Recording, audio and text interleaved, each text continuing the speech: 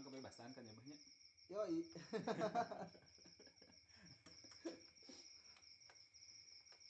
Seharusnya kan bikin kayak macam apa ya, ruang ekspresi kebebasan. Aku nggak tahu apakah tambah ekspresi atau apa. Tapi yang mengenai kebebasan itu apa ya? Kayak orang kalau jadi bingung, maksud bingung teh kieu bang. Persoalan kebebasan. Kan tiap orang kan pastinya selalu ingin meraih apa itu kebebasan. Entah itu dalam apa ya, masa pertumbuhan dari anak sampai dewasa. Kayak gitu. Nah, ketika aku atau kamu gitu kan sebagai individu gitu kan saling bermain dan lain sebagainya, itu pastilah saling berunjuk diri gitu kan, berunjuk diri atas nama kebebasannya masing-masing gitu. Nah, benturan-benturan itu antar kebebasan itu yang kiranya gitu menurutku ini agak pelik gitu, kok diberi nama ruang kebebasan gitu kan. Maksud pelik teh apa ya? Nah, di sisi lain kebebasan itu kan menggiurkan gitu, sangat diidamkan banyak orang. Tapi di naprakna gitu kan, hal ini jadi masalah, jadi hal gitu, tidak serta merta indah gitu. Jadi ya apa ya? Selamat datang di ruang BK. Selamat datang di ruang BK. Ruang yang pelik menurutku. Ruang pelik bicara kebebasan. Ya. Jadi ya bagi saya ruang BK sebagai sebuah penamaan mencoba ini menghindari kepelikan berpikir justru sebenarnya, karena kebebasan itu naluriah menurut saya. Kita dilahirkan di ini ya, di dunia yang punya pakem secara semesta kan ada pakemnya gitu ya. Ketika manusia lahir kemudian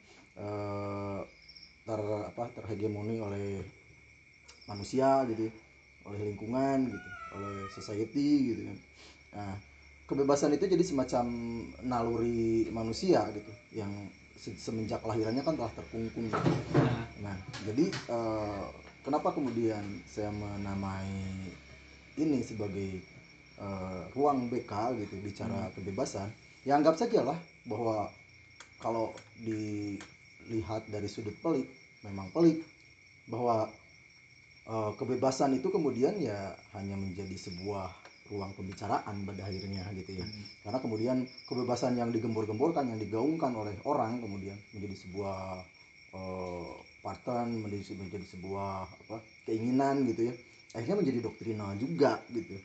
Nah, kemudian si ruang yang kita coba bikin ini gitu sebagai sebuah tempat tongkrongan, sebagai sebuah tempat tongkrongan ini sebagai ini aja, sebagai sebuah tempat di mana keinginan itu kemudian dibicarakan dengan semau-maunya, sekena-kenanya. Kemudian ketika apapun yang jadi pembicaraan di ruangan ini, di ruang ini gitu. Ruang ini kan kita tetap nyebutnya ruang karena kita tidak mengenal sekat pintu, jendela gitu ya, bahkan atap gitu. Mungkin bisa berpindah di mana gitu. Ya. Jadi bayangan saya ruang itu bukan sebuah tempat dengan bentuk persegi misalnya gitu, dikungkung oleh batas tembok, misalnya sekat tembok gitu. Kemudian jalan keluarnya hanya melewat pintu atau kalau mau nekat lewat jendela gitu. Bayangan orang kieu bah tadi teh bebas tapi kok dikandangin gitu. Terus maksudnya apa gitu. Karena kadang jadi komedi oge gitu kan persoalan bebas ieu teh. Ya anggaplah sejak lahir lah ya sejak itu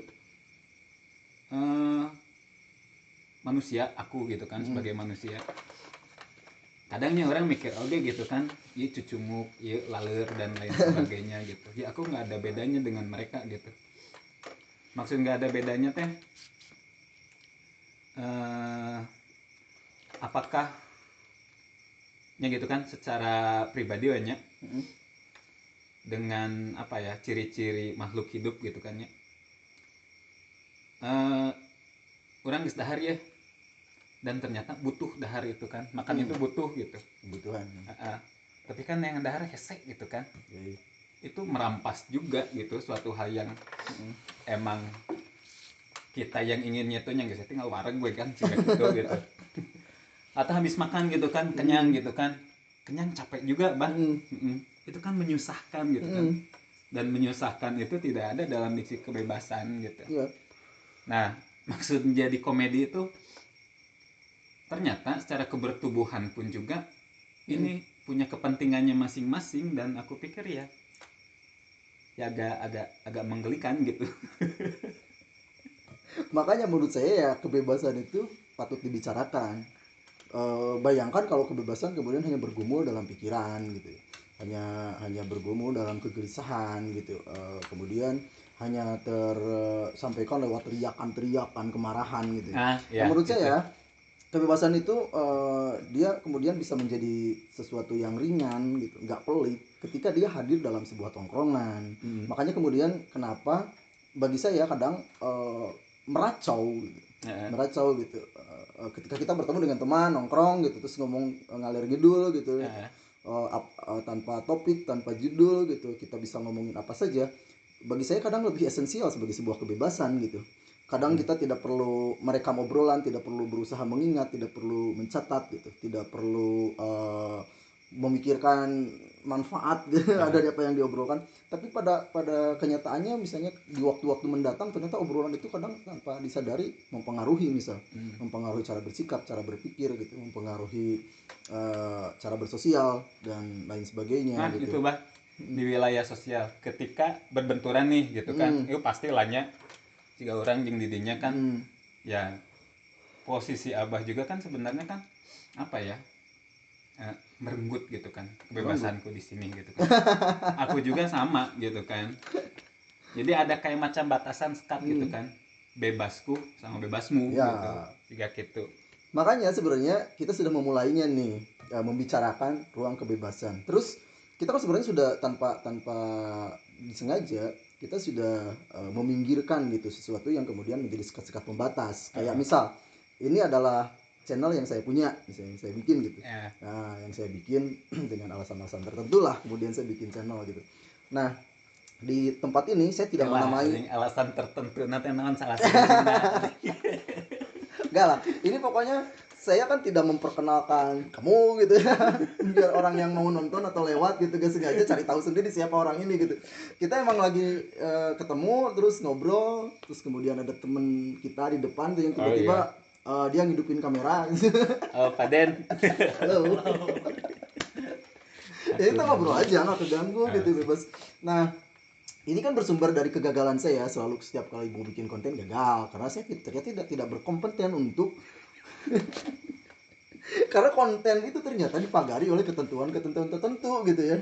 Misal sesederhana ingin bikin konten sesuai dengan standar kelayakan lah misal standar gitu ya. Standar kelayakan pada umumnya. Pasti ada gimmick-gimmick, ada make up gitu, ada ada yang harus selalu bilang di awal itu kan gitu. Say hello atau apa gitu kan. Apa sih? Non sih itu teh guys teh. Guys. Ya ada prolog lah gitu ya. Ya kita kan emang mencoba menjadikan istilah ruang BK gitu, ruang BK bicara kebebasan itu sebagai sesuatu yang simpel, sederhana, ringan dan dilakukan banyak orang sebenarnya. Karena orang kan Indonesia terutama ya di negara kita, orang gemar sekali nongkrong dan berbicara. Ya. Dan saya merasa bahwa sebenarnya kita punya modal kebebasan yang kuat gitu. Dibanding dengan negara-negara yang serius gitu. Negara-negara yang serius di mana nongkrong itu dianggap ngapain sih gitu, nongkrong gitu kayak negara serius teh, negara serius naon heula ieu teh. Negara serius teh. Serius membangun culture kehidupan yang ini, yang apa sih, yang apa yang berorientasi masa depan lah. Ya makanya kan banyak survei. Ya kan kabeh gitu berorientasi ke masa depan atuh mah. Kan di kita sebenarnya hampir bukan hampir ya. Di kita sebenarnya banyak yang enggak sebenarnya. Kan kalau kita nongkrong ngomongin kebebasan sambil ketawa-tawa gitu. Ngomongin sesuatu yang berat misalnya bisa dengan menurut saya akhir-akhir ini, belakangan hari ini kita kehilangan itu. Saya kalau misalnya berselancar nih di media sosial gitu, di tempat kemeriahan sosial gitu ya. orang berantem gitu, ngomongin isme, ngomongin pemikiran gitu dengan begitu berat gitu, lupa lupa garis lucunya gitu. Di tongkrongan itu kan melebur kayak Oke, gitu tuh. jadi jangan-jangan salah satu syarat ya kebebasan enggak deng. Kalau kebebasan berarti kan tanpa Ngapain syarat ya. disyarat-syaratin Ya juga. berarti tadi agak kaprah juga berarti. Hmm, Ya berarti yang apa ya menggaungkan isme ya silakan aja gitu silakan kan. aja, dan bisa nggak jadi berat, bisa kemudian siapapun kemudian bisa saling menimpali di obrolan itu. Orang dibodoh-bodohin misalnya, mana mau belegu gitu-gitu we teh nyaho, santai, nggak kemudian jadi marah. Beda ketika misalnya itu kemudian ditopikan gitu, dianggap jadi sebuah topik, dia jadi sebuah real pembicaraan misalnya. Nah, iya Nah, itu. Soalnya kan dalam beberapa hal gitu kan ketika orang ngobrol kebebasan itu bisa jadi kan jadi hal gitu kan ketika gitu kan ada yang terganggu kebebasannya gitu kan. bahkan Mata kan menghargai. kadang nepikeun ka di penjara, Mm-mm. komo dileungitkeun mah gitu kan. Zaman-zaman kiwari gitu. Eta ti zaman Nabi Adam keneh, Oh ya, tapi tadi kan Kabil ini, Habil sok eta naon eta. tapi kan tadi ini ya, saya sempat ngirim ini ya, link video yang Hah? saya save di Google Drive tuh. Ya. Karena kamu kekeh minta gitu. Tadinya kan saya pingin bikin ini, pingin bikin konten lah kayak orang-orang sebagai rekam jejak pemikiran kan, karena saya gagal bikin buku tuh. Jadi si kayak pemikiran-pemikiran tuh ya udahlah kayak orang-orang aja, adaptif dengan zaman sekarang, divisualkan aja. Orang kan lebih suka nonton dibanding baca sekarang itu gitu. Udah susah-susah bikin gitu, repot susah gitu, pas udah hasil dibaca juga enggak sama orang lain gitu. Tapi nya kadang orang eta masih nagihkan ya bah buku bah. Jadi kumaha ada pas lihat si video itu. Kan itu videonya. Itu video yang dulu tapi Enggak, video yang ini tadi ditayangkan sih sebelum. itu ya pastilah maksudnya video nu ieu nya terutama Yang menyelamatkan yang masa depan dan mencari jalan pulang. mencari jalan pulang terutama kata terakhirnya nya pulang. Maksud pulang teh pulang naon ieu teh Balik. ya kan yang namanya tempat pulang kan ya biasanya kan orang membayangkan, bukan orang sih sebenarnya hampir semua aspek gitu kan punya titik kembali gitu kan. Punya titik kembali. Entah itu dalam sains juga punya hal titik kembali gitu. Yang dulunya kita Big Bang mungkin ke belakangnya akan Big Crouch gitu kan, mengerucut dan kembali. Mulai berat nih. Tapi lah gitu lah.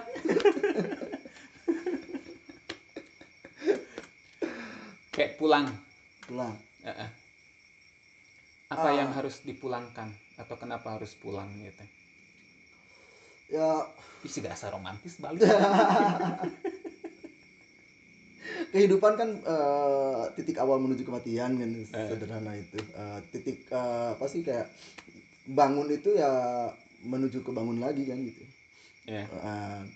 Nah sebenarnya kan kehidupan itu ya ada awal dan ada akhir gitu ya. Ada akhir gitu. Nah bagi saya akhir itu adalah kembali gitu, pulang gitu. Karena gini, kita tuh sekarang seperti dipaksa berlari gitu dengan percepatan teknologi gitu, dengan kemudian manusia begitu ini ya, begitu keranjingan untuk serba efisien gitu, mengefisiensi segala hal gitu. Manusia seakan-akan orang-orang itu seakan-akan bermasalah besar dengan waktu gitu. Nah itu bah masalah waktu. Kadangnya orangnya masih kayaknya orang yang paling bertanggung jawab kenapa kita masuk dalam rutinitas sih karena ternyata nyiptakeun jam bah. Nyiptakeun jam. Karena malah nyiptakeun jamnya. Karena moal aya istilah udah isuk-isuk setengah genap kudu kumaha gitu. Tapi pernah ngerasain nggak, jadi kayak di suatu daerah misal, kenapa di daerah ini waktu itu seakan lambat gitu. Terus pergi ke suatu daerah yang lain, di sini waktu itu nggak kerasa banget gitu, cepet banget gitu ya. Sehingga ke Jakarta padahal pengen lu gawe gitu tapi atmosfer anjing bro cepet. Atau ketika di sini kenapa saya mencintai kampung gitu ya. Di kampung tuh waktu seperti lambat gitu. Kita tuh kayak seperti bisa mengingat detail gitu apa yang terjadi beberapa menit ke belakang gitu.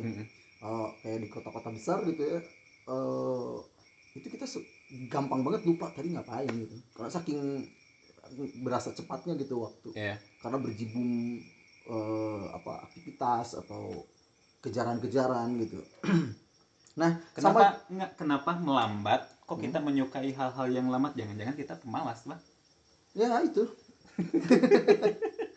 dan saya ingin bertanya ulang gitu, emang ini ya, kayak setiap tempat gitu ya, setiap tempat gitu ya, ukuran keberhasilan sebenarnya ketika tempat itu mengenali wataknya gitu ya. Iya.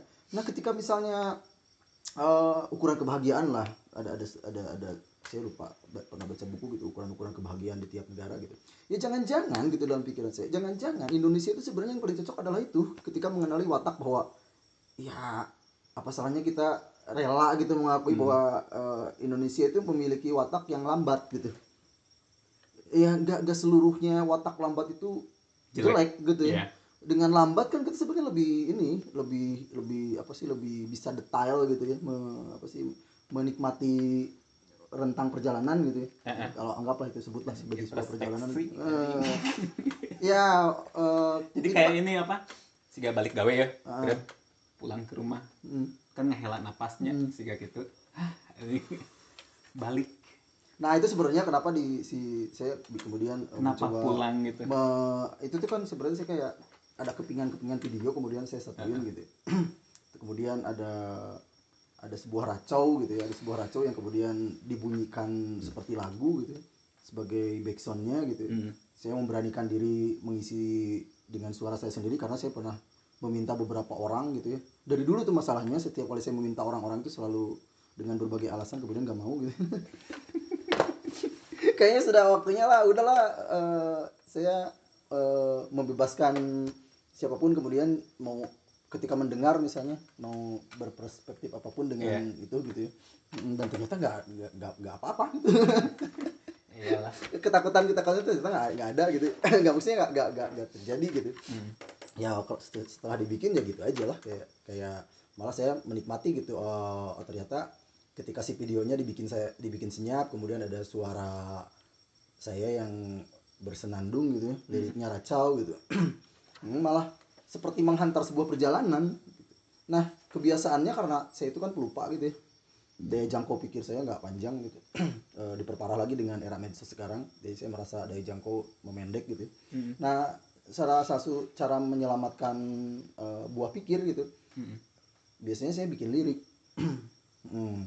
Nah, itu tuh seperti rekam dari kepingan-kepingan yang tercecer dari, kan balik ke si VOB ya. si VOB itu si Voice of Baceprot kan bagi saya adalah prototip gitu ya, prototip. Tapi kemudian di perjalanannya, dari apa yang mereka sampaikan kepada orang-orang, dari apa yang mereka suarakan gitu, sebagai kesaksian saya sebagai temannya gitu, sebagai teman perjalanannya mereka, itu ada kepingan-kepingan yang tercecer. Kayak maksud kepingan tercecer itu kayak macam apa, Pak? Ya kepingan-kepingan dari kemunculan mereka. Nah, orang kan kemudian karena kemeriahan media sosial, orang kemudian melihat perjalanan orang lain itu kemudian jadi melihat yang nampaknya saja gitu. Atau ketika dia mau menelisik, lebih ke praduga kemudian gitu, dari dibanding menelisik dengan meneliti misalnya gitu.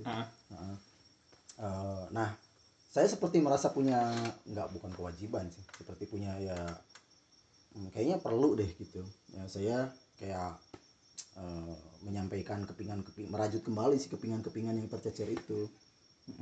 Karena sebenarnya sederhana dari percakapan kita dulu tuh kan, saya sama mereka tuh lebih banyak nongkrongnya gitu, ngobrol gitu. Makanya kenapa kemudian mereka lebih berapi-api ketika ngomongin soal kebebasan, karena watak kebebasan itu lahir dari tongkrongan. Mereka merasa santai aja tuh ketika ngobrol sama saya, kadang-kadang manggil saya abah atau kamu gitu ya. Ketika di ruang sekolah, kenapa mereka bilang saya kamu jadi dianggap tidak sopan. Kenapa jadi sesuatu yang sangat esensi gitu ketika dibedah gitu. sangat menentukan moral misalnya gitu. Iya ya. Mm-mm. Ketika ngobrolin kebebasan kok berapi-api Iya, gitu, seperti ada kayak macam iya. mengharapkan gitu Iya, kan. jadi kayak mereka merasa sesuatu yang ini tuh nggak masalah tapi kenapa jadi masalah, jadi kayak merasa kebebasannya direnggut gitu. Nah, Mm-mm. Nah, kemudian saya coba merajut kepingan-kepingan yang hilang itu. Tadinya kan mau jadi buku tuh. Iya. Saya catat tuh beberapa fase gitu ya, yang kemudian saya merasa sangat penting sekali gitu, dan kayaknya masih sering diingat oleh mereka adalah fase mengenali diri dan mengadilinya, yang bersumber dari kegelisahan itu. Mereka kan anak-anak bisa ya, gelisah karena banyak merasa kenapa ini bisa jadi rumit, kenapa ini jadi ribet, kenapa ini kemudian menjadi sesuatu yang masalah besar misal gitu. Maksud kenapa ini rumit, ribet, masalah besarnya kumaha itu? Ya kayak tadi, mereka kan nggak pernah serumit itu memikirkan tentang apa sih kata-kata kebebasan yang mereka ucapkan gitu. Karena mereka mengenal kebebasan bukan sebagai sebuah doktrinal yang rumit. Mereka mengenal kebebasan itu bukan dari sebuah paparan yang berbentuk definisi. Mereka mengenal kebebasan bukan tekstual gitu. Mereka mengenal kebebasan dari sesuatu yang bisa mereka lakukan semaunya di ruang tongkrongan gitu. Sebagai sesuatu yang fitrah ya, Bang. Iya, nah dan itu menurut saya kemungkinan gitu bisa dikenali ketika kita gitu mengenali diri kita sendiri, kemudian mengadilinya tuh ya dengan mempertanyakan ke diri gitu, mempertanyakan ke diri sendiri. Ketika kita bisa mengenali diri sendiri kan kita bisa tahu, oh ternyata sih punya loh sesuatu yang menarik, yang cakep gitu, yang bagus gitu. Lalu muncullah kebanggaan diri. Nah, masalahnya di culture kita gitu, orang yang punya kebanggaan dirinya sendiri itu selalu gampang disematkan label sombong gitu. Label sombong. Tapi menariknya ketika kebebasan lahir di ruang tongkrongan, disebut sombong santai. Iya. Nah, begitu menurut saya ketika kebebasannya doktrinal disebut sombong oleh orang lain pasti marah tuh. Iya. Ini adalah hak saya, ini adalah kebebasan. Gitu. Kemudian dia akan aneh anjing bahasa sombong itu dia sendiri. akan memaksakan kebebasannya pada orang lain gitu, untuk serta merta harus turut pada kebebasan yang digaungkan gitu. Kayak macam aku mengaku aku pintar loh, aku tahu banyak. Itu dikatakan sombong gitu kan. Terus ketika bilang aku bodoh, aku ini apa merendah dan lain sebagainya, itu tidak dikatakan sombong gitu. Kok bisa gitu?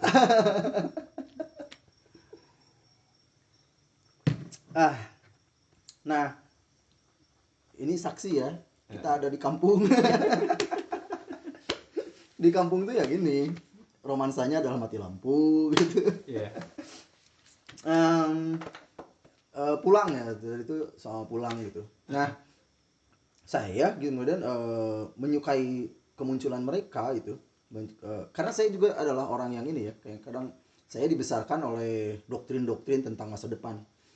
Kamu nanti ditawarkan berbagai cita-cita gitu, ditawarkan berbagai mimpi, tapi dengan percontohan-percontohan. Iya. Dengan contoh-contoh. Nah, yang namanya orang dewasa kan. yang namanya orang dewasa. Si abah kan di sekolah gitu. Cicing. Nah, kemunculan mereka pertama aja yang saya kenal gitu, mereka langsung berkonfrontasi dengan itu, dengan orang-orang dewasa gitu. Iya. Dengan orang dewasa. Karena mereka yang banyak menitipkan masa depan. Iya, karena mereka banyak ketika mereka mempercayai apa yang mereka lakukan, sederhana gitu. Saya suka, udah selesai. Saya pingin, ya udah selesai gitu. Tapi kadang kieu bah, nya orang dewasa, kadang kan dia kan yang apa ya, nu ngalahirkeunnya. Anu hese capek dan lain sebagainya gitu kan, untuk menghidupi keluarga dan lain sebagainya. Terus boga anak ya dan lain sebagainya. Ya kadang aya oge kahayang gitu kan, keinginan gitu untuk mungkin gitu kan baheula urang gitu kan sebagai orang tuanya, men ada hal yang tidak tersampaikan gitu, boga kahayang kolot gitu kan. Terus diwariskeun ka budak, bahkan mungkin bukan diwarisin gitu kan, keinginan yang tidak tercapai oleh orang tua itu dipaksa menjadi semat. Ambisi gitu. Dipaksa disematkan gitu. Ya karena kan labelnya juga anak itu generasi penerus gitu. Sebenarnya harus meneruskan. Mereka aja gagal gitu, terus anaknya kenapa harus bertanggung jawab meneruskan kegagalan mereka? Sesuatu yang gagal mereka capai, kenapa kemudian limpahan tanggung jawabnya harus diselesaikan oleh Tapi itu keturunan? lumrah lah. Ya dinormalisasi. Ya, normalisasi gitu. Dinormalisasi. Nah mereka kemudian karena mulai belajar mengenal watak mereka gitu ya, mengenali diri mereka sendiri gitu. Kemudian mereka secara secara begitu saja berbenturan dengan hal itu. Mereka kayak nggak pikir sejauh kayak saya main musik, nggak kepikiran ketika saya memikirkan saya main musik pakai kerudung gitu, kemudian bakal jadi polemik. Enggak, karena mereka nggak memikirkan kerudung. Mereka kan emang dari SD juga pakai kerudung gitu. Ketika main musik nggak kepikiran kerudung dan kayak benturan masalah antara kerudung dengan main musik gitu. Ya, main musik karena pengen dan seneng gitu. Main musik karena merasa lebih mewakili ketika mereka ingin ngomongin sesuatu gitu. Menurut saya itu kesederhanaan itu menurut saya yang menjadi modal kuat gitu, ke perjalanan mereka. Tapi kemudian ketika mereka kemudian masuk ke perjalanan yang menuntut mereka lebih cepat karena ada mimpi yang terlihat, mimpi yang terbayang gitu ya, terlihat gitu, dan mereka tahu bisa sampai ke situ. Itu kan secara naluri mempercepat jalan mereka, gerak mereka gitu untuk mencapai situ, karena tahu situ tuh tujuan kita nih gitu ya. Berlari mereka ke sana. Nah itu kan kemudian disebut sebagai puncak. Ketika mereka berlari sampai ke sana, biasanya mereka lupa pulang tuh, lupa bahwa mereka perlu berhenti, perlu kembali ke titik awal gitu ya, perlu menyenangkan diri gitu, perlu rehat gitu. Kayak berarti mereka menuju ke masa depan yang mereka inginkan itu yang salah, tapi berarti. Nah, itu makanya kita kadang gitu, berlari lalu melupakan gitu tujuan yang sebenarnya gitu. Bahkan sebenarnya apa salahnya sih kalau kita berlari tanpa tujuan gitu?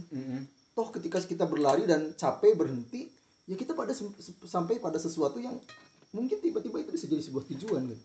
Bukan berarti saya menyinyiri konsep orang yang berencana ya.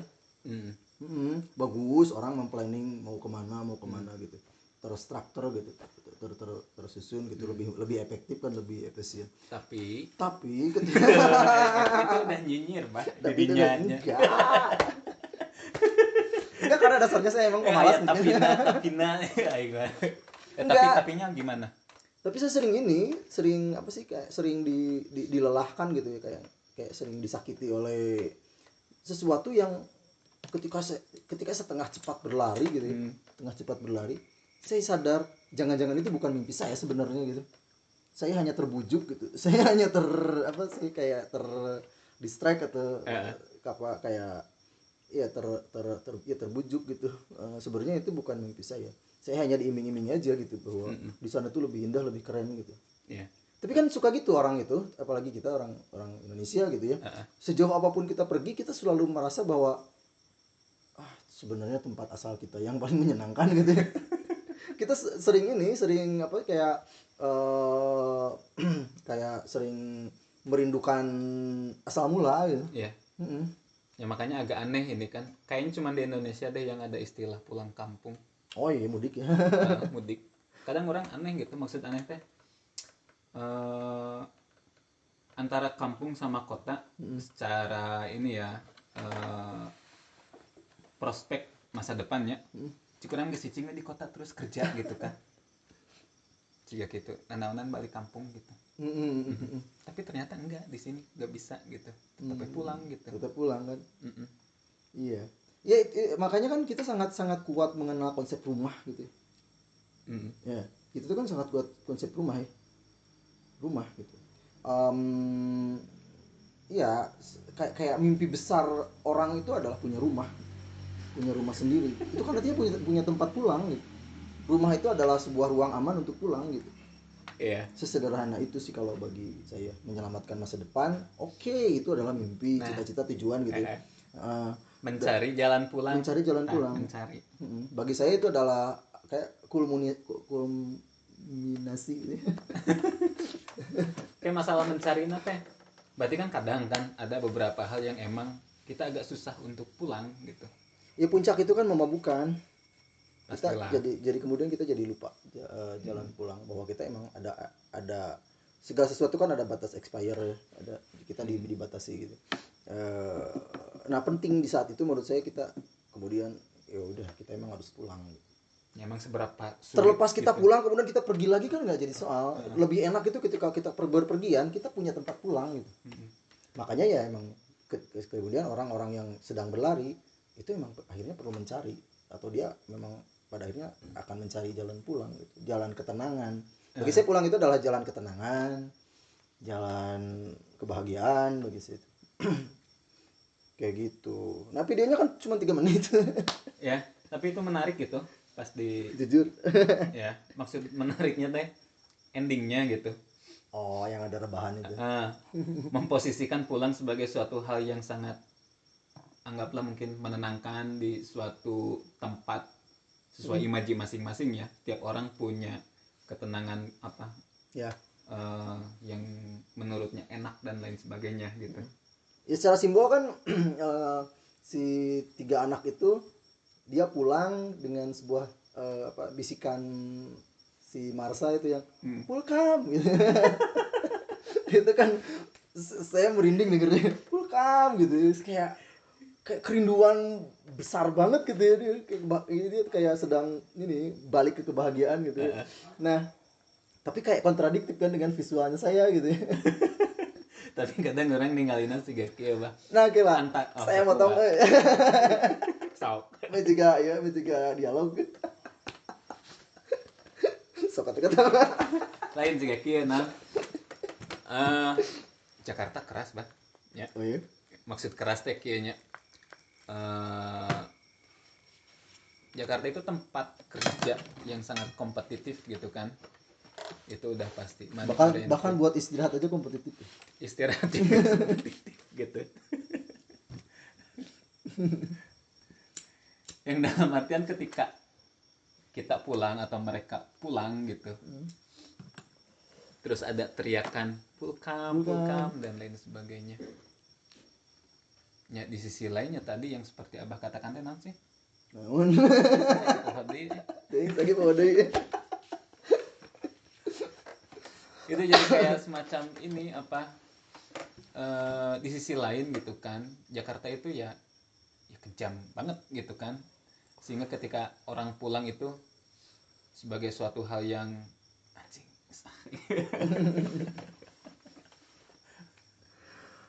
Nah, tadi tuh naon? Rek motong naon gini kan tadi. Oh ente. Jadi kontradiktif antara visual pulang barudak gitunya ku celoteh pulkam gitu. Nah saya kan rebahan pulang tanya. Yeah. Nah pulang nanti sebenarnya di titik kebahagiaan nah. Kayak titik damai lah. Anak-anak balik menuju titik damainya ke rumahnya, ke rumah secara nyata, ada rumah orang tuanya gitu. Yeah. Nah saya ketika sedang rebahan tersebut, saya membalikan segala energi dalam pikiran dan tubuh saya itu ke titik damai seperti saya sebelum berpergian gitu. Gitu. Jadi sebenarnya ketika saya sedang ada dimanapun, ketika saya istirahat, nah bagi saya itu adalah pulang gitu. Jadi bahasa kampung ini lebih luas ya. Nah, jadi luas gitu. Bagi saya kampung itu gitunya begitu indah dan kuat gitu dalam harapan dan keinginan saya gitu. Saya sulit banget pasti berpergian dari kampung gitu. Karena di kampung itu saya bisa pulang kapanpun gitu. Kayak saya pergi ke sekolah nih. Di sekolah kecapean kemudian tertidur gitu. Itu kayak pulang. Saya bisa benar-benar kembali ke titik damai sebelum saya beraktivitas. Nah, kata si Marsa itu ketika dia di suatu tempat gitu, saya nggak sebut nama tempatnya, dia sedang istirahat tapi dia tidak seperti pulang, dia kehilangan titik damainya, dia tidurnya gak nyenyak, dia istirahatnya was-was. Karena terbayang yang harus dihadapi lagi setelah itu. dan apa sumbu-sumbu ketakutannya tuh kayak nyala gitu. Siap kebakar gitu. Nah menurut saya itu gak pulang gitu. Karena sebenarnya dia hanya mengistirahatkan fisiknya saja gitu, bukan mengistirahatkan, memaksa diam fisiknya gitu. Yang makanya itu apa kayak ada titik damainya mencari malah jalan titik pulang damainya gitu. ya, titik damainya malah makin jauh sebenarnya gitu. Tapi coba bah flashback deh-nya VOB ya nya lain VOC kan nya. Lain VOD. Nah kan saya tidak pernah membayangkan gitu bikin nama VOB kemudian suatu hari akan ada orang yang bilang itu VOC, jangan bukan VOC ya. VOC itu zaman Hindia Belanda. Nah ya VOB gitu. Terus? Ya kan mereka kan berangkat dari satu titik kampung gitu kan ya. Terus berangkat ke kota gitu kan. Sikabayan gitu. Sikabayan kerja gitu kan. Jika gitu. Cik eta singkatna kumaha bah? Kok ada muncul keberanian untuk pergi? Keberanian untuk pergi gitu. Ya karena kan gini, suatu ketika kita misalnya diam di suatu tempat dalam rentang waktu yang cukup lama lah misalnya, memakan waktu gitu ya. Nah biasanya yang muncul adalah kemudian beraneka macam kegelisahan. Nah mereka kan secara tidak langsung atau secara tidak sengaja berkenalan dengan kebebasan di ruang tongkrongan. Kebebasan yang gak ribet gitu, di ruang yang gak doktrinal di ruang tongkrongan. Tapi kemudian ketika mereka di rumah, di sekolah atau di tempat-tempat yang normatif gitu ya, kok kebebasannya seperti terampas gitu. Kok saya selalu berbenturan gitu dan tidak bisa mengelak gitu. Nah kemudian mereka kan mulai, karena mereka beranjak dewasa, kemudian mulai melihat mimpi yang ditawarkan orang lain misalnya, atau melihat gambaran-gambaran secara visual atau secara tekstual gitu ya. Mereka kemudian menjadi punya cita-cita. Dan seperti kebanyakan orang umumnya, kota dianggap sebagai salah satu tempat di mana cita-cita bisa banyak ditemukan. Bisa diwujudkan. Bisa diwujudkan gitu. Bisa diwujudkan gitu di sana. Kayak bahkan VOB melebihi kota mungkin ya. Mau ke negara kemanapun saya tanya ke negara mana-mana. Tinggal ke Somalia bah acan. Ke Arab, ke Brunei juga belum. Iya sependek itu sih sebenarnya. Nah tapi ada nggak suatu yang apa ya yang ada belum kan diketahui gitu kan keberangkatan mereka? Banyak, karena sebenarnya manusia itu menurut saya selalu punya sisi misterius gitu. Punya sisi misterius, makanya saya kemarin kan sempet ini ya, sambil iseng waktu kita ngobrol gitu. Kayaknya kalau kita sok-sokan memikirkan pikiran orang lain gitu ya, mungkin sebenarnya akan muncul beberapa pertanyaan gitu. Beberapa pertanyaan. Saya iseng kan bikin 10 pertanyaan gitu. Karena kan ya kayak mereka waktu pulang ke kampung kan, pulkam gitu ya, gitu.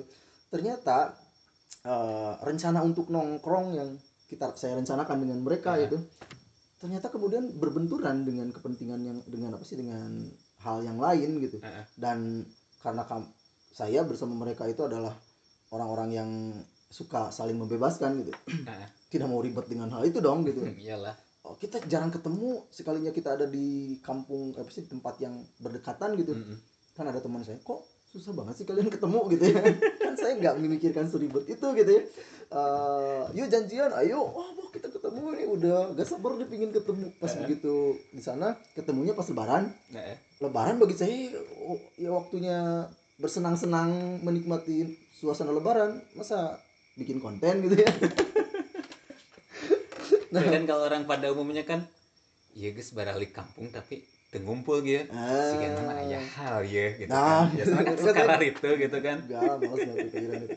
Nah kemudian merencanakan di hari selanjutnya mereka sempat merasa bersalah tuh, aduh saya ada jadwal mau halal bihalal sama keluarga. Nah itu benar-benar personal kan ya. Heeh. Salah banget kalau saya misalnya mana gitu-gitu itu ngusahakeun lah ketemu saya gitu sebentar gitu. Enggak lah, Itu saya enggak. emang Maksudnya masalah prinsip ya. itu hal kecil gitu ya. Percuma kita ada di era digital gitu kalau hal Eh, kayak gitu bisa jadi gede gitu. Eh, ya udah santai gampang gitu. Nanti kita bisa merencanakan ketemu lagi atau kan kita bisa video call atau udahlah nanti saya pingin merangkum seandainya saya jadi orang lain gitu ya, membuat pertanyaan-pertanyaan iseng lalu saya kirimin deh kalian jawab aja gitu. Saya juga sama soalnya penasaran karena sedekat saya sama mereka banyak banget yang menurut saya nggak tahu gitu. Iya. Sama seperti mereka sedekat apapun dengan saya, mereka di waktu-waktu tertentu sering terkaget-kaget gitu dengan misalnya cara bertutur saya atau cara pemikiran saya gitu. Kayak macam ini bah apa? Ini kan banyak ya pertanyaan-pertanyaannya itu. Nah yang paling pertama nih, kadang yang paling pertama ini ya agak menarik juga gitu kan. Ya mungkin banyak orang yang apa ya, bukan banyak pastilah gitu kan, ingin tahu gitu. Ceritakan dong identitas terautentik kalian hari ini. Terautentik, Autentik, terautentik, terreal gitu. real gitu. Soalnya kieu lah sak perjalanan zamannya gitunya pasti punya naonnya naonnya punya benturan peristiwa yang itu bisa mengakibatkan identitasnya selalu berubah-ubah gitu kan. Pastinya sih kayak gitu. Karena sangkan kumaha oge da lingkungannya. Itu pasti naonnya mempengaruhi gitu kan. Sih kayak gitu. Terutama gitu kan lain justifikasi namanya prasangka orang lain. Apalagi kalau prasangkanya orang banyak gitu kan. Kadang kan prasangka orang banyak itu bisa menentukan kamu siapa gitu kan. Di kan iya fansnya loba bah. Prasangkanya banyak gitu kan. Jadi kadang orang anjing si Gana iya loba identitas nak gitu kan. Cek si iya kieu cek si itu gitu Kudu gitu lonokan gitu ya. Amun lonokan di Indonesia kan jadi mesti bunglon-bunglonan gitu. lolonokan. Karena ada beberapa hal yang emang kadang kita mengikuti alur yang diinginkan orang lain gitu kan. Juga gitu. Untuk apa? Ya untuk kepentingan mungkin untuk dalam hal menyenangkan orang lain agar bisa diterima orang lain dan lain sebagainya gitu. Juga gitu. Ya saya penasaran setelah beberapa purnama gitu jarang ketemu gitu. Jarang ketemu hal yang menjadi identitas paling otentik dari mereka hari ini tuh seperti apa gitu. Makanya saya mintanya kan ceritakan gitu, tidak sebutkan Tidak gitu. sebutkan, ceritakan. Penasaran sih saya juga nunggu gitu. Nunggu. Tapi sih menurut saya sih penting ya otentik gitu, terlepas dari bahwa manusia ketika hidup bersinggungan dengan orang lain kemudian sisi realsnya, sisi otentiknya gitu kemudian akan ini kan terpengaruh gitu dengan bersinggungan dengan orang lain gitu, dengan pengalaman gitu, dengan dengan pengetahuan dan lain sebagainya. Ya bah sepengetahuan abah ya identitas VOB yang kedengaran orang banyak kan banyak ya yang mengenrekan VOB itu apa gitu kan, kira-kira apa aja yang terdengar itu. Iya kan buktinya kayak misalnya mereka disebut sebagai band cover aja mereka kesel gitu ya. Karena nggak gitu gitu ya. Terus naon deui Atau misalnya mereka disebut sebagai band hijab misalnya. hijab. Ya karena saya nggak mikirin itu gitu. Hijab itu sesuatu yang melekat pada saya gitu terus tidak saya gunakan sebagai make up untuk menunjang musik saya, enggak gitu. Gak seribut itu. Tiba-tiba jadi ada sesuatu yang dipaksa semat sebagai identitas kan akhirnya jadi melelahkan gitu ya. Mereka santai menghadapinya tapi kerasa kan lelahnya gitu. Jangan-jangan atau saya berpengaruh gini. Jangan-jangan itu bukan sisi otentik mereka hari ini gitu. Karena saya pernah lihat Marsa gitu sebagai si pemarah gitu. Marah dia gitu kan. Saya bukan band cover gitu. Ketika saya mengcover lagu orang itu tidak serta merta saya sebagai band cover gitu. Kalau saya band yang tidak punya karya sendiri gitu ya. Terus melulunya cover terus gitu ya. Ya udah saya terima sebagai band cover gitu. Tapi kan sih dibanding cover saya lebih banyak karyanya saya sendiri gitu. Terus pertanyaannya ketika kenapa belum bikin album sampai sekarang? Ya itu adalah pertanyaan yang sangat gampang dijawab tapi berat dipahami oleh orang ketika si POV-nya, ketika sayanya adalah orang yang tidak punya privilege gitu. Maksud privilege tenan Lah teu boga warisan naon gitu. Bikin album kan susah gitu. Karya saya banyak gitu. Tapi buat membukukan gitu jadi sebuah album sih harus punya modal yang gede gitu ya, karena kemudian ketika jadi album kan orang bakal nanya lagi, nyan album tapi goreng patut ke asal-asalan mana mah gitu guru gusu gitu. Siga harita nan carita ya siah yang nulis gitu kan, nulis buku gitu kan. Tapi kan yang namanya nulis kan, membuat karya, ternyata kan dalam perjalanannya tidak mau diganggu, entah itu untuk kebutuhan mencari uang dan lain sebagainya gitu kan. Jika gitu. Jadi si eta mental ya kau baturanana gitu kan. Maksudnya mental teh pangmodalankeun lah. Orang 1 tahun mah gitu kan, hayang nulis ya gitu kan. Dan akhirnya terbit lah gitu kan buku gitu kan, Das Kapatil gitu kan. Wah, Das Kapatil. Jadi si eta ge da anger gitu kan, butuh suatu hal yang sunyi gitu kan untuk melahirkan sebuah karya gitu. Itu bisa kudu gawe gitu kan balik ya lah. Tapi yang menarik sih sebenarnya pernah bilang gitu, jadi kayak saya pingin kalau saya punya keinginan sesuatu gitu. Nah, ketika terwujud itu karena emang waktunya gitu. Jadi saya malas melakukan sesuatu yang saya belum siap gitu. Belum siap secara kemampuan gitu. Kepercayaan dia adalah ketika saya melakukan sesuatu dan tepat waktunya, berarti saya sebenarnya secara tidak langsung saya siap gitu. Untuk mewujudkan itu gitu, dan jadi pemilik dari sesuatu yang diwujudkan itu pada saat itu gitu. Nah, barometer siap nanti kumaha? Apa? Barometer na. Kadang kan orang kan sok ngadaguan oge kan. Ya. Iya, single na keluar deui, album na. Menurut saya adalah kepuasan. Kepuasan ketika dia cukup alasan gitu. Cukup alasan gitu. Saya bisa melakukannya ini sekarang. Cukup alasan gitu.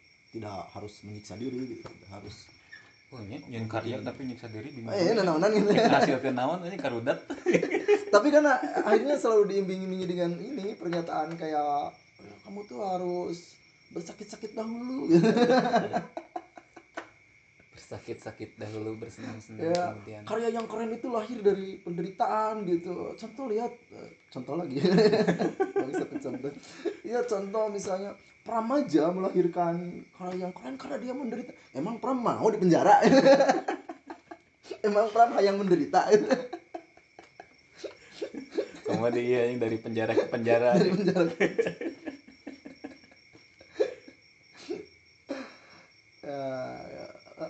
Ya privilege-nya banyak. Nah, otentik itu penting menurut saya karena ini ya kayak orang yang kemudian dasar kemunculannya dari otentik itu kan lahir dari proses mengenali diri dan mengadili gitu. Nah, biasanya orang yang kemudian lahir dari itu, dari proses mengenali dirinya, dia tidak tergesa gitu, tidak kayak di sungkruk gitu. Majunya dia jalan gitu, tidak jalan sendiri gitu, dengan tidak seperti didorong orang gitu. Kemudian ya dia mencintai proses biasanya gitu, terlepas hasilnya gagal atau berhasil. Ya dia memiliki kebanggaan pada dirinya sendiri bahwa saya melakukannya loh gitu, dengan keinginan saya. Nah terus sih bah, aya pertanyaan dia kayak gimana nya.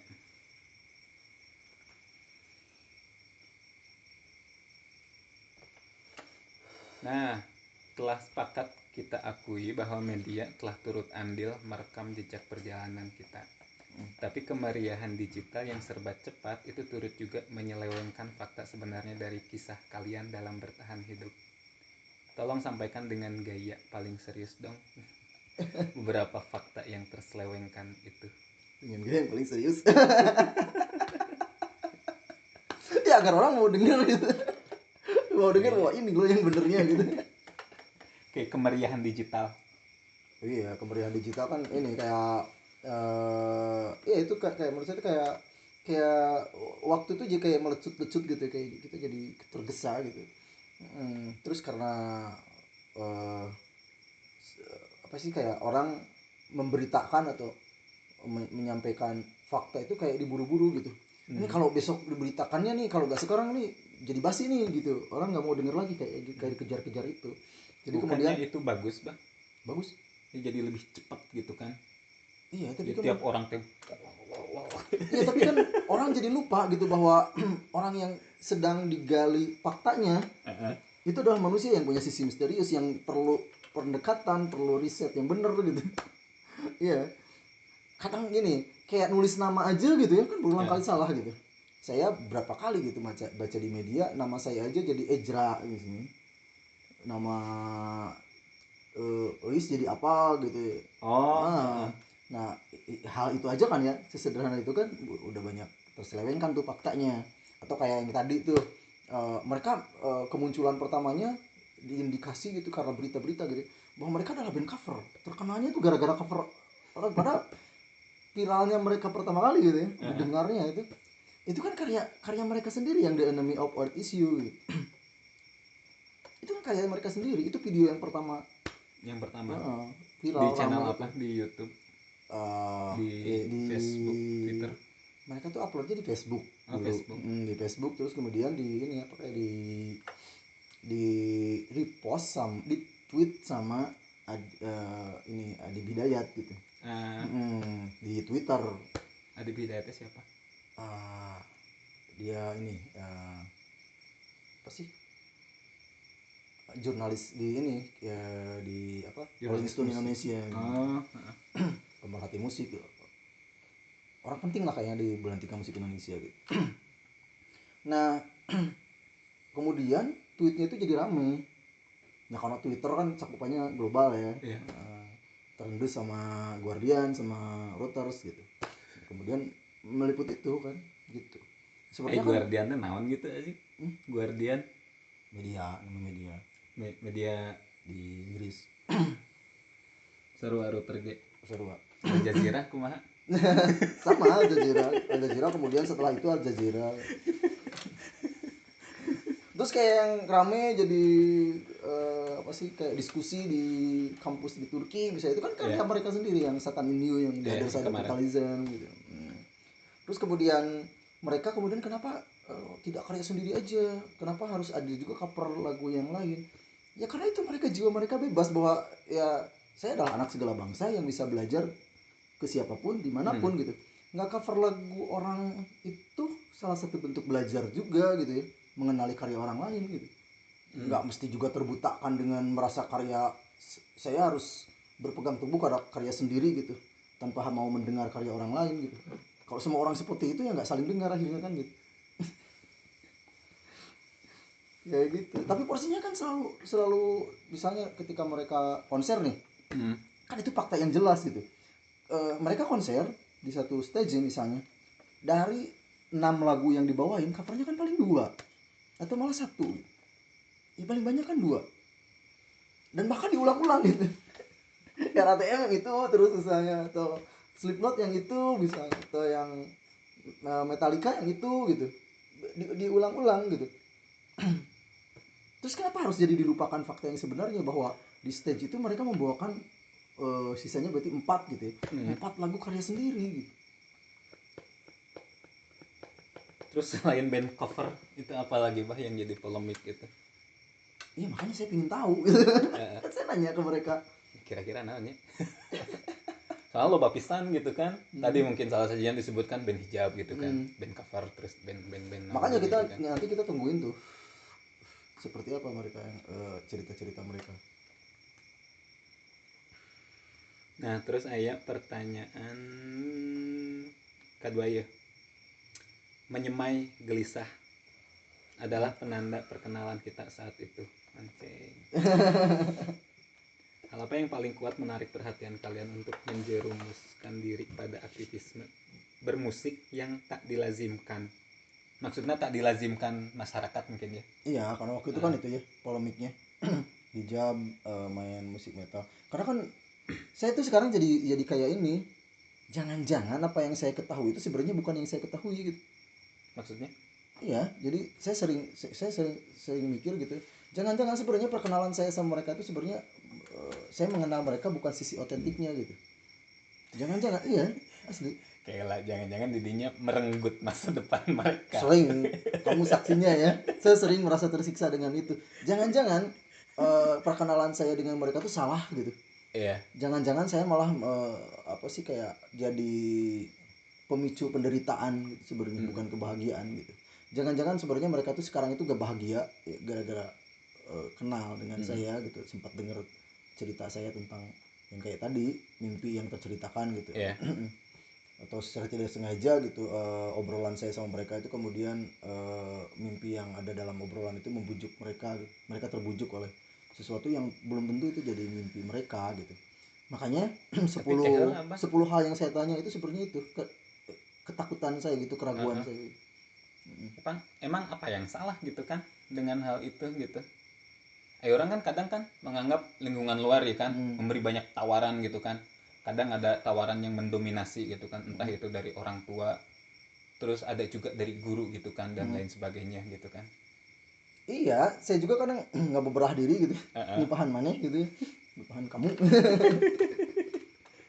Ya beberah diri, menghibur diri, kadang dengan loh, kalaupun tidak kenal dengan saya gitu ya kan, mereka tetap akan bisa dibujuk dengan mimpi yang diceritakan oleh gurunya misal gitu, atau dengan apa doktrin yang disampaikan oleh orang tuanya misalnya, atau oleh pacarnya, oleh lingkungannya misalnya, tetap akan bisa terjadi seperti itu gitu ya.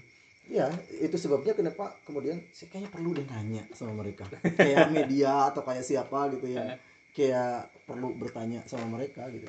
Ya, bagi saya ternyata emang bertanya itu berat. Beda halnya dengan menjawab. Beda halnya dengan menjawab gitu.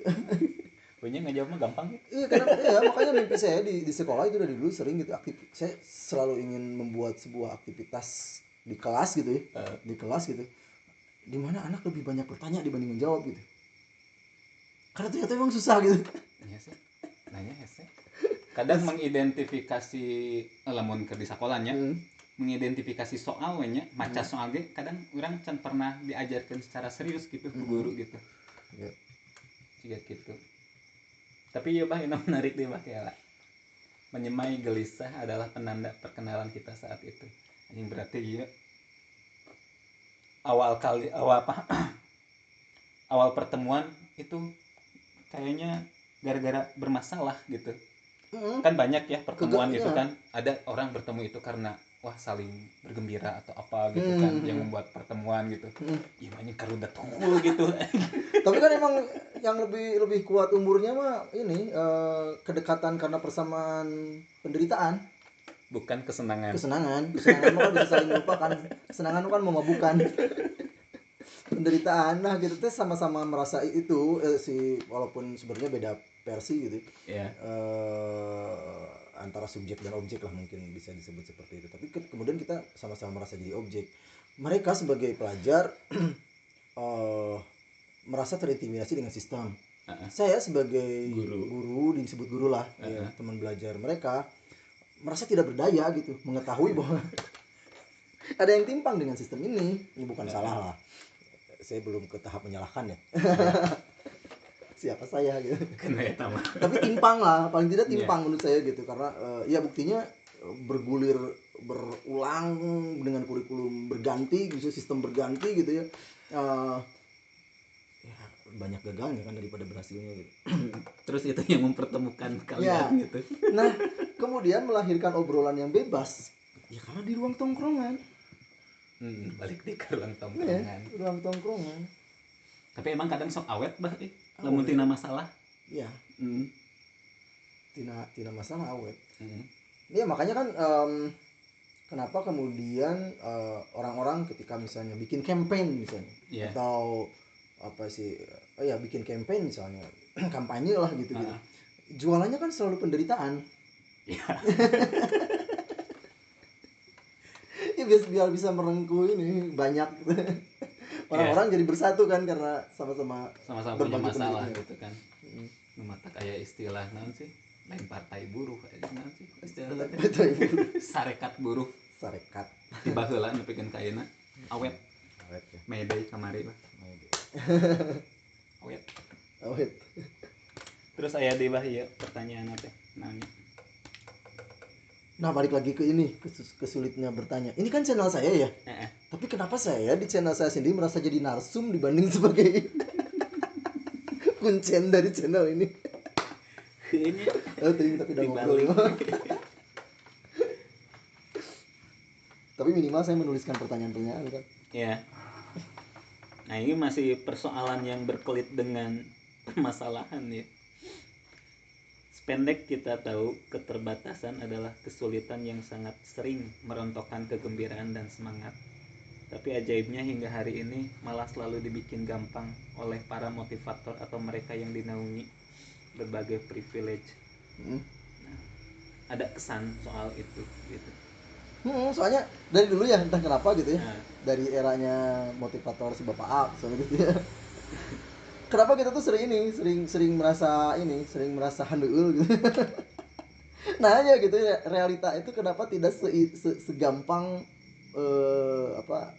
buayan ucapan si motivator gitu. Yeah. Ketika kita dengerin motivator kan bisa guru gitu, bisa orang dewasa lah.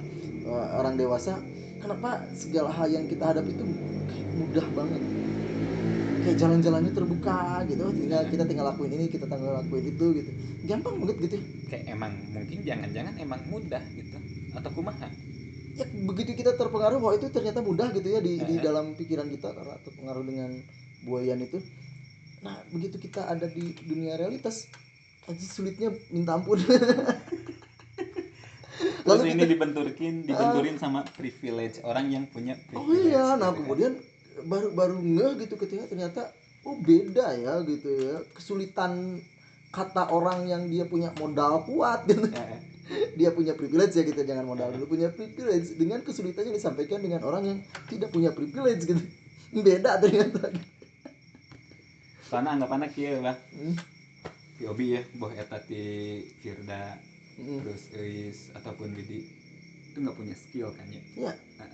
Kadang bakat itu bisa dikatakan privilege juga gitu kan. Siga gitu. Edan pisan ya. Tiluan. Nggak ada yang salah dengan begini ya. Saya pernah punya teman gitu. Terus apa salahnya saya punya privilege? Saya harus salah dong kalau misalnya saya dilahirkan dari keluarga yang kaya misalnya secara materi. Atau salah saya apa ketika saya dilahirkan dari orang tua yang punya pengaruh misalnya. Salah saya apa? Ada yang salah dong. Enggak, kamu nggak salah apa-apa. Cuman bagi saya yang salah adalah ketika kemudian orang suka ngedumel gitu. Kamu mah cemen gitu ya, gak mau kerja keras, kamu mah ngeluh gitu ya, ngeluh terus. Bayangkan di negara kita itu ngeluh aja gitu. Orang ngeluh aja gitu. Itu jadi kayak orang gak bebas buat ngeluh aja gitu. Buat ngeluh aja orang gak bebas gitu. Buat ngeluh aja gitu. Padahal kan ngeluh itu kayak ini ya, kayak peristirahatan lah, ngecagkeun bang baluh kan gitu ngeluh gitu. Ngeluh itu ngecagkeun bang baluh gitu. Apa sih kayak menyimpan gitu ya, ke beban gitu. Kayak ngecagkeun tuh menyimpan beban gitu. Gitu. Gak ada yang salah. Yang salah itu ketika dengan mudah gitu ya membandingkan orang dengan penderitaannya gitu. Dengan kemudahannya dia dibandingkan dengan kesulitan orang lain gitu. Sama juga ketika orang yang tidak punya privilege gitu, dia kemudian memaki-maki orang yang punya privilege gitu. Ya enak lah kamu mah gitu ngomong kayak gitu. Ya, salah juga gitu. Tapi kalau seandainya si privilege ini bisa dientaskan gitu kan sama Firda ataupun juga Widi sama Eis, jangan-jangan ini privilege ini mitos gitu kan? Enggak, jadi ternyata akhirnya si karena kesadaran mengenali diri itu, kemudian mereka ya udah, apa yang disampaikan oleh motivator itu bukan berarti salah, bukan berarti jelek gitu ya. Tapi ternyata emang untuk ukuran kita itu tak semudah yang mereka yang diucapkan. Ya kita harus punya pola sendiri dan kita punya modal karena kita tahu diri kita sendiri, batas kemampuan, apa yang bisa saya lakukan gitu. Nah ternyata emang prosesnya nggak bisa seinstan orang lain gitu. Ketika bisa orang lain punya mimpi dan gagal gitu ya udah santai, bisa dicoba lagi karena eh, hidupnya tetap aman gitu. Jadi nggak perlu mikirin nanti sore masih makan atau enggak gitu. Nah sementara mereka ya harus bertahap. Nah dulu saya merasa agak bangga nih sama diri saya sendiri karena dulu saya nah jangan-jangan ini salah gitu. Saya dulu agak kejam ke mereka dengan menutup keran perkenalan mereka dengan media sosial. Itu Tahun lumayan berapa? lama. Dari 2014 sampai 2016. Nanaonan maksudnya nutup medsos. Ya karena saya merasa bahwa mereka emang menurut saya mungkin bisa salah saya gitu. Mereka menurut saya perlu mengenali detil waktu gitu. Maksud waktu? Ya perjalanannya mereka. Ah, Karena saya waktu itu yakin dengan kekerasan hati mereka bahwa ini adalah mimpi saya gitu. Nah untuk itu berarti mereka harus mengenali waktu secara detail. Ketika mereka sejak 2000 sejak awal muncul langsung terseret pada kemeriahan media sosial, mereka akan dipaksa lari cepat gitu. Kemungkinan bisa patah di tengah jalannya lebih cepat. kemungkinan. Nah, itu kemudian berhubungan dengan pertanyaan kenapa saya tidak tidak bikin VOB yang baru gitu. Era sekarang ini sulit gitu. Saya nggak bisa dong maksa lagi kayak orang untuk mengenali diri selambat itu gitu. Sekarang kan orang-orang dipaksa sedemikian cepat gitu dengan tren, dengan bayangkan banyak titah maruman sehari 2 hari we medsos gitu kuat. Nggak bisa. Dan orang kan semakin dihujani dengan pencapaian-pencapaian. Ya, dengan pencapaian-pencapaian. Dengan sesuatu yang sudah jadi. Ya, viewer dan lain sebagainya. Terus naon deui nya? Nah, iya bah. Saya lumayan banyak tahu bahwa kalian begitu sering bermasalah dengan orang-orang dewasa. Beberapa di antaranya malah membiarkan dendam. Bagi kalian, apa yang paling memuakkan dari orang dewasa bagi kalian? Terus dia mengkonversi dendam menjadi sesuatu yang receh banget. Jadi kan posisinya waktu saya berteman sama mereka kan saya orang dewasa. Jangan-jangan kemuakan mereka terhadap orang dewasa itu adalah terhadap saya kan gitu. Nah, iya kan dendam itu kan jadi sesuatu yang rumit ya dan berat gitu ya. Iya sih. Nah, cara mereka mengkonversinya itu ini saya merasa bahwa banyak ya ketika mereka berhadapan dengan pertentangan gitu. Cara jawab mereka kan receh tapi menurut saya lebih efektif gitu. Cik sih aku mah receh efektif teh. Nantilah dengerin mereka, saya juga penasaran gitu. Kayaknya soalnya kia kan lamun geus ngadendamnya ya wajarnya manusiawi dan lain sebagainya. Itu kan butuh pelampiasan. Gitu. Kalau nggak dilampiaskan kan jadi apa kan nggak tahu juga gitu kan. Bisa jadi mungkin kalau dipendam terus jadi histeris dan lain sebagainya itu kan jadi nggak baik gitu. Ya misalnya kayak mereka di ini kayak ada beberapa kawan saya misalnya yang dia punya fanatisme terhadap genre musik tertentu misal. Terus dia bilang kamu tuh seenaknya ngaku-ngaku genre metal gitu ya. Kamu tahu aja enggak tentang roots metal kan kayak gitu. Nah mereka dengan santai kan ngomong nah udah genre kita mah KAW. Apa itu KAW? Kuma aing we. Bagi saya receh banget, jok orang tua banget kan gitu. Nah menurut saya itu kan apa sih kayak perspektif yang lahir dari perspektif kebebasan yang lahir dari tongkrongan.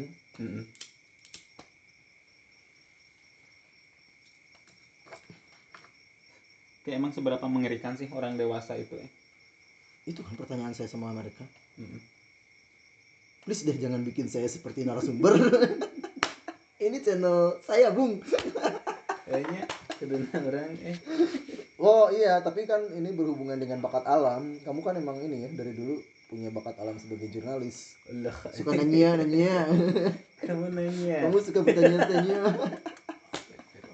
Aing jadi ingat eta neangan naon tren kamu nanya teh naon gitu. Dompet gimana? Oh iya. Kamu nanya. Dompet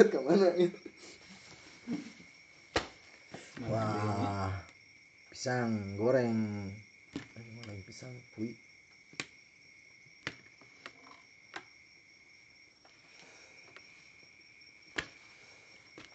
Pertanyaan nomor 3 ya, kadang orang masih main bingung sih. Mengenali diri dan mengadilinya. Karena kadang kieu bah. Maksudnya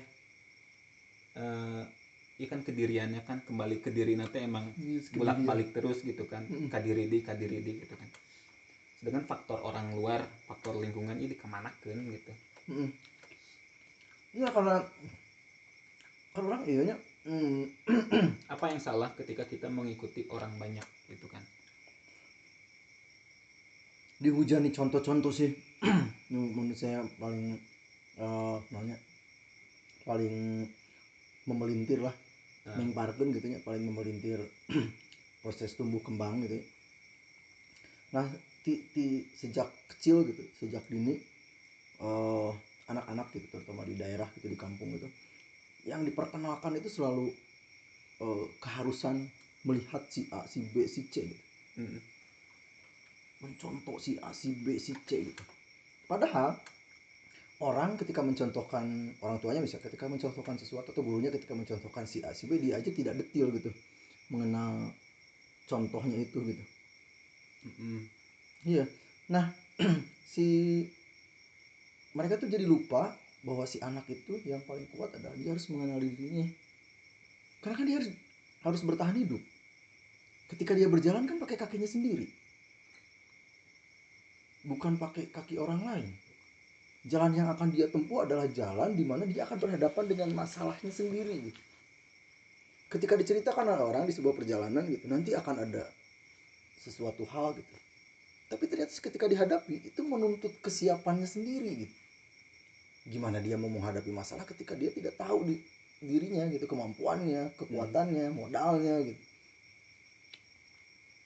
Nah, di sekolah kemudian kenapa proses kreativitas gitu.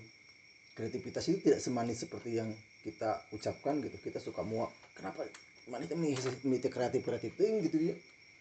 Ya karena kita kan gemar sekali gitu dalam pembelajaran gitu, mencontohkan gitu. Mencontohkan itu enak gitu, mempermudah gitu, mengefisiensi pengajaran gitu dengan contoh itu gitu. Karena orang kan langsung lihat gitu. Tapi tanpa disadari kita memaksa orang untuk mengikuti apa yang kita lakukan gitu. Iya. Aku juga nggak tahu sih kreativitasnya. Kadang dianggap nate apa ya, satu hal yang menyenangkan gitu kan. Sekarang ya kayak macam apa ya, banyak buku-buku kreativitas atau kreatif selalu dengan sampul yang apa ya, yang sumringah gitu kan dan lain sebagainya. Padahal hese oge makanya kreativitas leuwih hese tibatan kita ya ikut aja template deh gitu kan. Lamun cek rumusna hiji tambah hiji sabangan hijinya geus eta gitu kan. Ya bisa juga katanya template. Nah itu kan TikTok begitu merasuknya terutama di kalangan barudak. Orang ketika TikTokan ngedit video, anak kelas 1 SD bisa edit video bisa edit video dalam waktu beberapa menit, karena template-nya disediakan. Bukan lagi dicontohkan tapi disediakan, tinggal pakai gitu kan ya. Bayangkan dari berapa ratus ribu lah mungkin gitu, dari berapa ribu, berapa orang kemudian yang bikin template sendiri gitu. Setelah berhasil bikin template sendiri, berapa orang kemudian dia yang merasa pede dan bangga dengan template yang dia bikin sendiri. Atau berapa orang yang kemudian dia merasa santai aja ketika kreativitas yang dia bikin sendirinya kemudian tidak ada yang mengapresiasi. Kebanyakan kan patah ada kanonan.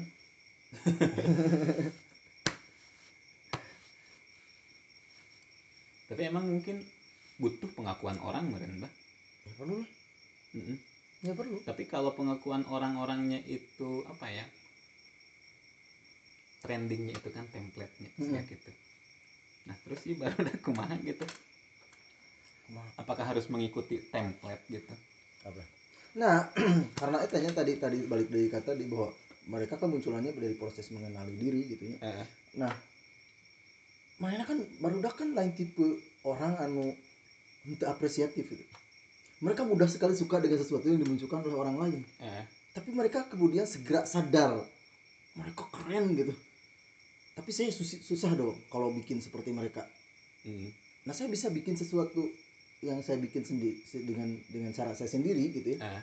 Ya, tanpa harus ketakutan jelek atau tidak dianggap keren oleh orang lain. Karena mereka untuk mengapresiasi orang tidak rumit.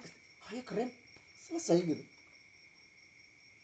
Tidak melewati seperti kayak orang berpendapat mengapresiasi, kan ada jenis apresiasi yang kayak gini. Keren sih si eta tapi nu kitu mah tuh budak SDG bisaeun. Urangnya sebenarnya ukur gitu mah tuh gampang lah gitu. Ini si eta pirage gitu kamu tuh cuman bikin dia tuh cuman bikin kayak gitu aja, apaan sih, dipuji-puji gitu, proud banget. Kenapa hal semudah itu? Apresiasi kan mudah gitu. Bagi saya itu apresiasi itu kayak apa sih, kayak pujian spontan gitu. Harusnya gitu kalau kita punya budaya apresiasi yang bagus gitu. Kalau kita misalnya di rentang pendidikan itu punya budaya mengapresiasi gitu. Nah, dalam proses pengenalan diri, kita mengenali diri, bagi saya mestinya gitu ya, kalau menurut saya gitu, ketika kita kemudian melihat orang lain, kenapa tidak dengan metode belajar mengapresiasi, bukan mengiblat atau mencontoh gitu. Orang kemudian kagum kepada si POV misalnya, dia mengapresiasi, oh isi keren nih, tapi laki-laki, tapi kan saya tidak perlu, laki-laki tidak perlu, saya tidak perlu pakai hijab juga. Jangan-jangan ketika terlalu banyak apresiasi aja jadi kalkah jadi ini sekarang yang gue sakit ya. Kalau proses mengenali diri sendiri biasanya tidak terlalu punya tidak terlalu punya waktu yang banyak untuk selalu mencari-cari apresiasi orang lain. Iya sih. Karena kan biasanya ketika kita mengenali diri sendiri, kita baru tahu gitu betapa kayanya diri kita gitu, betapa banyaknya gitu hal yang bisa kita lakukan, biasanya gitu.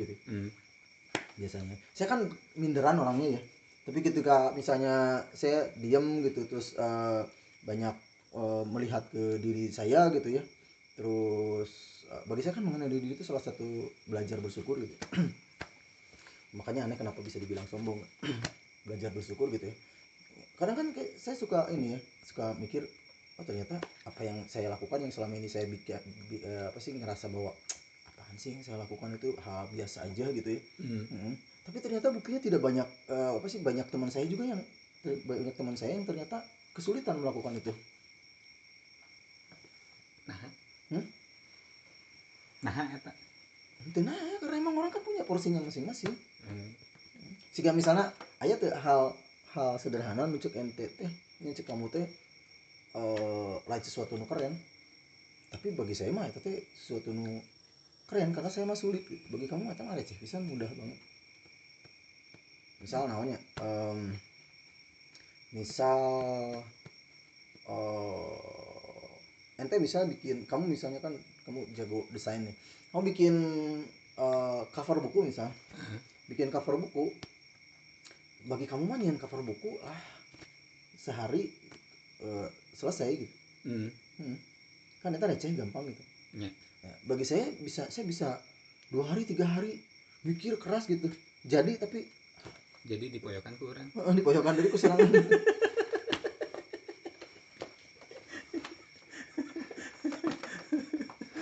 Atau kayak nanya-nanya gitu, menurut kamu kan masih lagi nanya gitu ya, gampang gitu, kan saya mau kesulitan. Tidak, yang gampang bagi saya mah mendengarkan gitu, kadang betul gitu. Nah ternyata ada teman saya yang bahkan ternyata mendengarnya sulit, lebih sulit dibanding berbicara, lebih gampang berbicara dibanding mendengar gitu. Nah, kan ketika mengenali diri mah orang berkenalan dengan hal-hal gitu.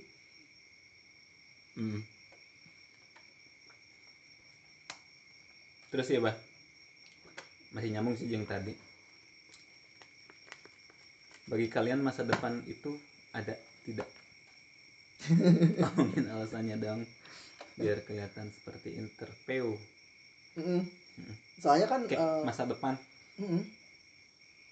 Karena sebelum masa depan kan yang masa hari ini, masa hari lalu gitu dan lain sebagainya. Ini ngobrolkan masa depan, kudu keharap gitu. Ya soalnya emang dari dulu ngobrol sama mereka itu hal yang paling jarang sekali dibicarakan adalah masa depan. Jarang ngobrolin. Saya aja kan tercengang ketika mereka ternyata walaupun saya pernah menyarankan gitu, saya tercengang gitu ketika mereka menuliskan dream list gitu. Itu kan kayak cita-cita atau keinginan gitu, harapan gitu, dream list, ingin main di mana gitu. Saya akan ingin main di sini gitu ya. Tapi terjebak dream list itu enggak? Itu sebenarnya mah mereka tidak terbebani itu. Jadi kan kubatur wae dising-sirikeun mana sah gitu yang main di ukur main, bukan punya cita-cita main di Garut kota aja kan bisa dising-sirikeun gitu dulu tuh. Sah main juga gitu ya.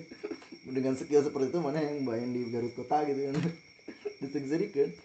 Ya kan bagaimana lagi nulis mimpi gitu. Iya. Nah, ya karena jarang sekali ngobrolin tentang masa depan, itu adalah salah satu hal yang paling saya penasaran gitu. Mereka jangan-jangan mereka sebenarnya percaya nggak sih dengan masa depan gitu? Atau jangan-jangan mereka emang nggak pernah mikirin gitu sebenarnya masa depan, kayak menikmati apa yang dilakukan aja gitu. Atau ya soalnya kan kadang ada kita yang enggan untuk membicarakan masa depan sebagai bentuk penyerahan diri gitu kan, anggaplah putus asa gitu, poe ayeuna we gitu cukup gitu. Atau karena termakan kuat misalnya. Tapi aya sih orang quote anu menarik gitu. Ieu quote kadang pesimis kadang optimis gitu kan. Tapi menurutku nih salah satu quote yang menurut keren gitu kan. Namanya quote nate kalau hari ini sama gitu kan dengan hari kemarin gitu, rugi gitu. Kalau hari ini itu lebih jelek dari hari kemarin, cilaka gitu. Iya gitu. Kalau hari ini lebih baik dari hari kemarin, itu beruntung gitu. Ya salah satu hiji di Muhammad nih, menurutku sangat keren gitu kan. Patokanna teh hari ini gitu. Berpijak pada nu ayeuna dilakukan gitu ya. Gitu. Selalu hari ini untuk menentukan hari esok teh. Ya kan besoknya bakal jadi hari ini gitu. Repetitif gitu. Repetitif. Pengulangan abadi. Jadi entah, saya mah itu ya asal teka udah gitu misal poe ieu teu leuwih alus tibatan poe kamari misalnya. Teu poe kamari. Itu sih karena saya mah tepati didera ku perasaan bersalah atau merasa rugi gitu.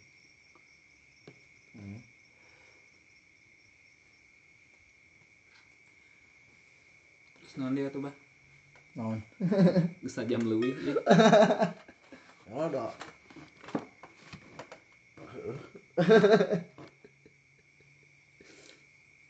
Percobaan mula-mula merenya. Sebut itu percobaan mula-mula.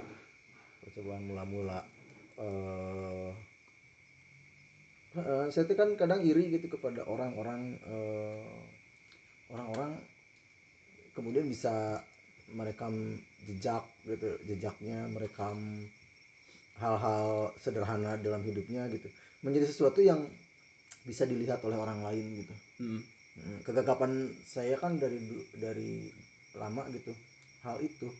Saya merasa sering tidak pantas untuk mempertontonkan sesuatu yang ada dalam hidup saya gitu. Dalam hidup saya. Nah, ketika saya mengalami persinggungan dengan beberapa dengan beberapa orang yang kemudian jadi pembicaraan orang lain, saya nggak tahu ini masuknya ambisi atau apa. Saya tiba-tiba jadi kayak ya saya juga kan ini ya kayak mesti mungkin gitu ya menunjukkan gitu memperlihatkan gitu ya, atau memberitahu gitu kepada orang yang ingin tahu ya, kepada orang yang ingin tahu sebagai pelengkap gitu dari perjalanan hidup saya, juga sebagai pelengkap dari perjalanan orang-orang yang bersinggungan dengan saya gitu. Tapi kadang kieu orang ketika suatu hal di apa ya dikaryakan menjadi sebuah produk gitu nya dan lain sebagainya, kadangnya si malakama gitu. Siga aya anu pernah ngomong namanya menulis itu kerja-kerja keabadian gitu kan. Bahkan bukan hanya menulis gitu kan, mencangkul pun juga seperti itu gitu kan, kerja-kerja keabadian gitu. Ketika menghasilkan sebuah karya gitu, kadangnya si karya itu bisa jadi ngehambat gitu sebagai orang yang emang membaca karya tersebut, atau sebagai orang yang emang ingin memiliki karya yang sama dan lain sebagainya. Terutama dalam hal apa ya, tulisannya.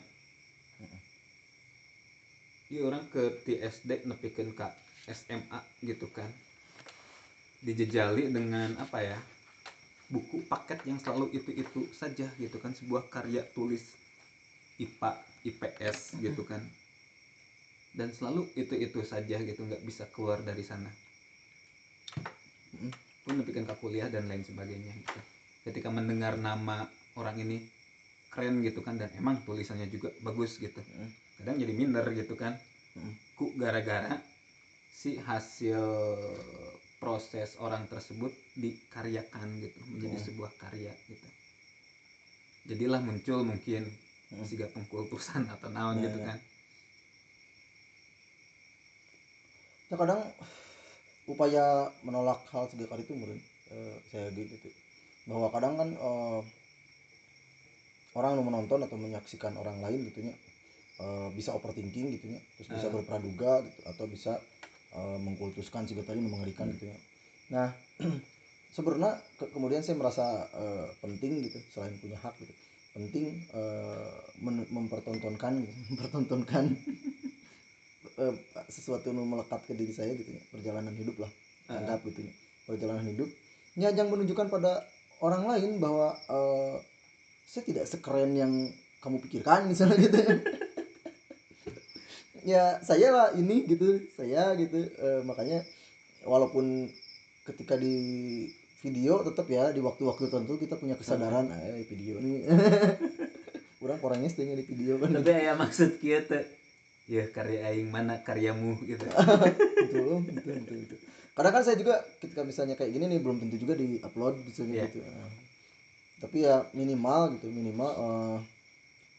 saya mendidik diri gitu untuk saya perlu lo berani dalam hidup itu. Saya telah melewati saya sedang melakukan gitu dari lama proses pengenalan diri gitu. Nah kenapa saya nggak berani mengadilinya?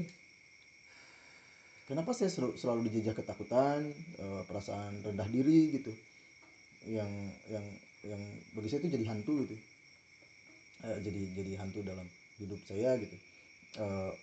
Padahal hidup saya kan sederhana, saya hanya ingin bertahan hidup kan gitu. Nah, ya kenapa saya harus nggak berani mengadili diri saya sendiri kalau saya ingin bertahan hidup? Saya mengenali diri saya sendiri ya, saya banyak hal yang saya tahu gitu akhirnya dari diri saya sendiri. Makanya kaget ketika misalnya ada orang yang menganggap saya keren, menganggap saya hebat misalnya gitu ya, kan kaget shock gitu. Kenapa harus kaget Bang?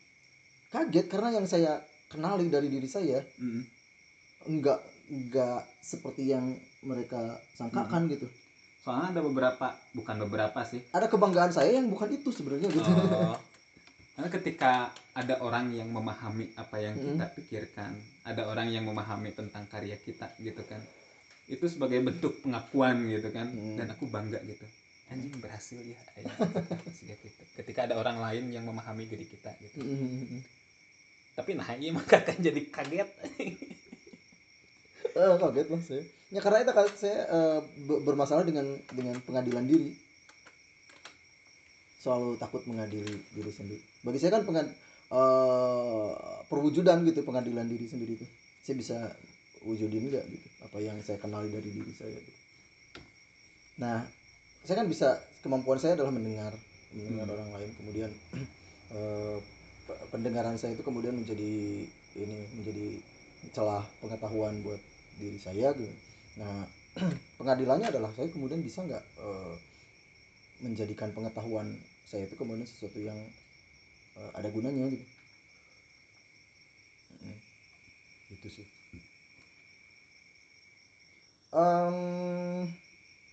Saya akan mengambil alih hak saya sebagai pemilik channel ini. Ya begitulah, kita ada di sebuah tempat tongkrongan gitu bernama Ruang BK. Apapun